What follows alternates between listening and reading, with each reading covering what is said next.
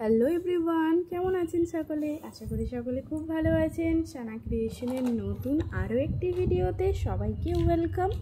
আগের ভিডিওটা যেখানে এন্ড করেছিলাম এই ভিডিওটা সেখান থেকেই স্টার্ট করলাম। আর পঞ্চমীর ঘোরাঘুরি কিন্তু এখনও কমপ্লিট হয়নি, আরও কিছু প্যান্ডেল বাকি আছে, চলুন দেখে নেওয়া যাক।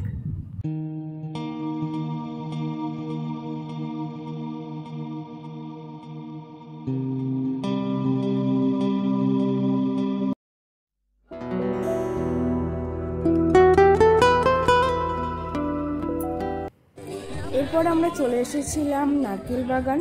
লাস্ট মনে হয় বুড়ির বাগানটা দেখিয়েছিলাম আপনাদের লাস্ট ভিডিওতে। তো দেখুন নারকেল বাগানেও কি দারুণ করেছে। এটা কিন্তু ওই যে স্পঞ্জ টাইপ যেটা হয় সেইটা দিয়েই কিন্তু বানানো, আর লাইটিংয়ের জন্য কি অপূর্ব লাগছে, তাই না?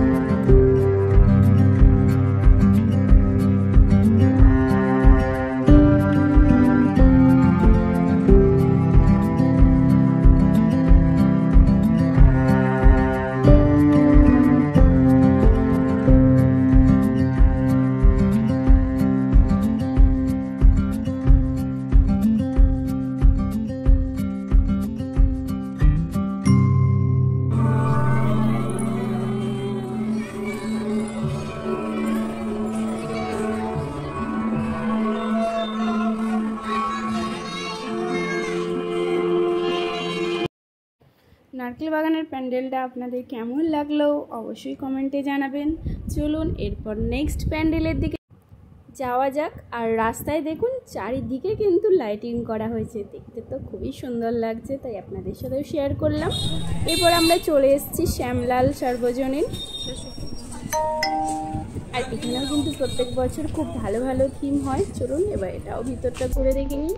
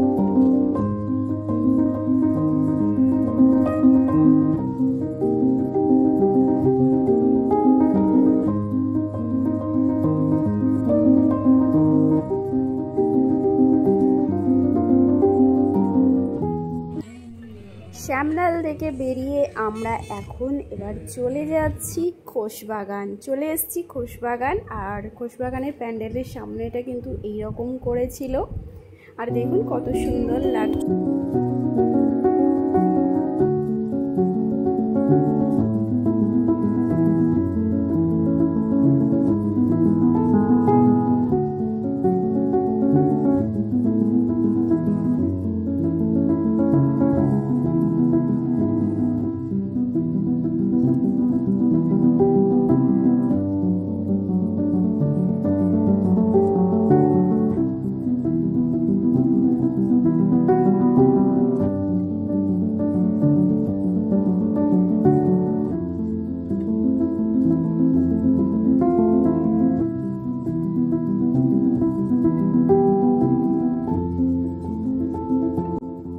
চলুন এবার ভিতরটা ঘুরে দেখা যাক। আর ভিতরে এসে আমরা কিন্তু পুরোই অবাক হয়ে গেছি, একেবারে গ্রাম্য পরিবেশটা তৈরি করেছে এখানে।